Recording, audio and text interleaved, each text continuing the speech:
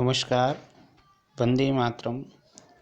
कक्षा 8 अध्याय 2 सूक्ष्म जीव मित्र एवं शत्रु।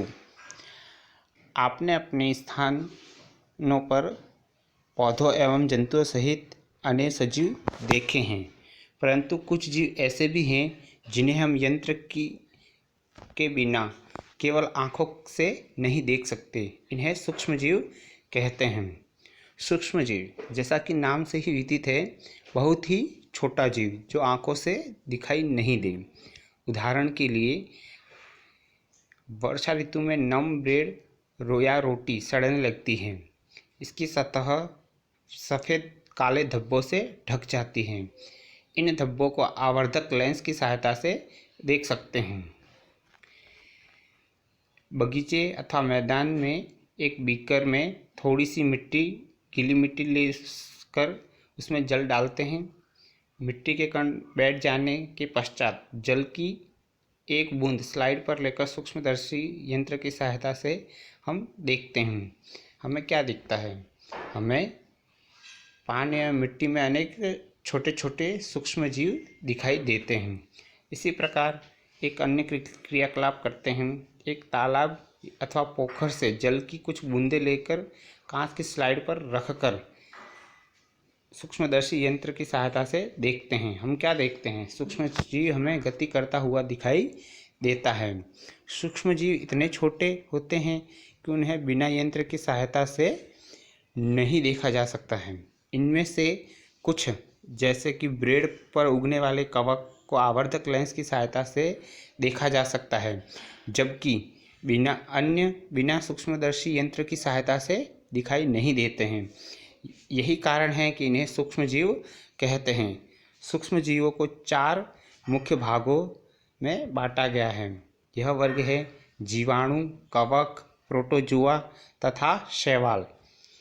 जीवाणु, शैवाल, प्रोटोजोआ एवं कवक के कुछ सूक्ष्म चित्र 2.1 से 2.4 में दर्शाए गए हैं। देखें, 2.1 में स्पाइरल जीवाणु तथा छड़नुमा जीवाणु दिखाए गए हैं।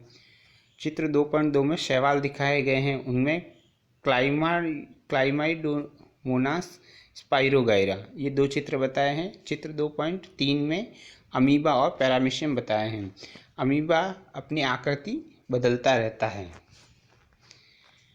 कवक, चित्र 2.4 में कवक बताए गए हैं, जिनमें राइपस जो ब्रेड पर लगता है, पेनिसिलियम, एस्परजिलस, इस प्रकार।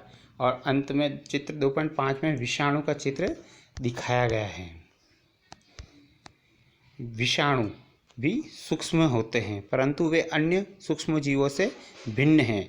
ये केवल परपोषी में ही गुणन करते हैं, अर्थात जीवाणु पौधे अथवा जंतु कोशिका में गुणन करते हैं, यानी कि उन्हीं पर ही पनपते हैं, उन्हीं पर ही वृद्धि करते हैं। कुछ सामान्य रोग, जैसे कि जुकाम, इन्फ्लुएंजा, जिसे हम फ्लू कहते हैं, एवं अधिकतर खांसी विषाणु द्वारा होते हैं। कुछ विशेष रोग, जैसे कि पोलियो एवं खसरा, भी विषाणु द्वारा होते हैं। अतिसार यानी कि दस्त लगना एवं मलेरिया प्रोटोजोआ द्वारा होता है। टाइफाइड एवं क्षय रोग जीवाणु द्वारा होते हैं।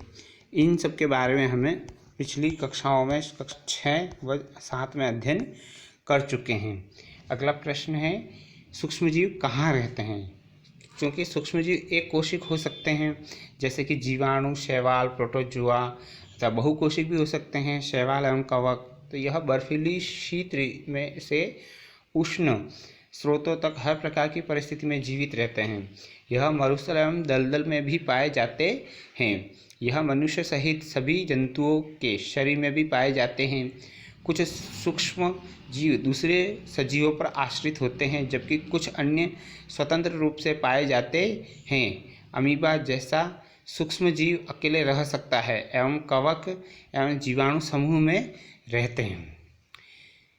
सूक्ष्म जीव और हम, सूक्ष्म जीवों की हमारे जीवन में महत्वपूर्ण भूमिका है। इनमें से कुछ हमारे लिए लाभदायक हैं तथा कुछ अन्य हानिकारक। एवं जीवों में रोग के कारक होते हैं। इनका हम विस्तार से अब अध्ययन करेंगे। मित्रवत सूक्ष्मजीव यानी कि जो हमारे लिए लाभदायक हैं। सूक्ष्म जीव विभिन्न कार्यों में उपयोग किए जाते हैं। इनका उपयोग दही, ब्रेड एवं केक बनाने में किया जाता है। प्राचीन काल से ही सूक्ष्म जीवों का उपयोग अल्कोहल बनाने में किया जाता रहा है। पर्यावरण को स्वच्छ रखने के लिए भी इनका उपयोग किया जाता रहा है। उदाहरण के लिए कार्बनिक अपशिष्ट यानी कि सब्जियों के छिलके, जंतु अवशेष इत्यादि का उपयोग अपघटन जीवाणुओं द्वारा किया जाता है तथा हानि रहित पदार्थ बनते हैं। जीवाणुओं का उपयोग औषधि उत्पादन एवं कृषि में मृदा की उर्वरता में वृद्धि करने में किया जाता है, जिससे नाइट्रोजन स्थिरीकरण होता है। दही एवं ब्रेड का बनना। हम कक्षा 7 में पढ़ चुके हैं कि जीवाणु दूध को दही में परिवर्तित करते हैं।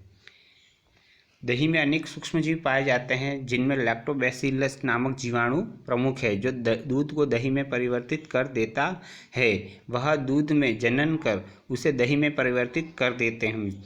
जीवाणु पनीर, अचार एवं अनेक खाद्य पदार्थों के उत्पादन में सहायक हैं। रवा यानी कि सूजी, इडली एवं भटूरे का एक महत्वपूर्ण संघटक दही है। तो हम अनुमान लगा सकते हैं ऐसा क्यों हो सकता है। जीवाणु एवं यीस्ट चावल के आटे के किण्वन में सहायक होते हैं, जिससे इडली एवं डोसा बनता है, यानी कि वे उस पदार्थ का अपघटन करते हैं। आइए अब हम एक क्रियाकलाप करते हैं। एक बर्तन में आधा किलोग्राम आटा अथवा मैदा लेकर उसमें थोड़ी सी चीनी डालकर उसको गर्म पानी से मिलाते हैं। इसमें थोड़ी मात्रा में या एक चुटकी भर यीस्ट का पाउडर मिलाकर गूँथ लेते हैं। 2 घंटे बाद देखते हैं कि गूथे हुआ मैदा ऊपर उठा हुआ यानी फूला हुआ दिखता है। ऐसा क्यों हुआ। यीस्ट तीव्रता से जनन करके श्वसन के दौरान कार्बन डाइऑक्साइड उत्पादित करता है। गैस के बुलबुले खमीर वाले मैदे का आयतन बढ़ा देते हैं। यह बेकिंग उद्योग में यीस्ट का उपयोग का आधार है, जिसमें ब्रेड, पेस्ट्री एवं केक बनाए जाते हैं।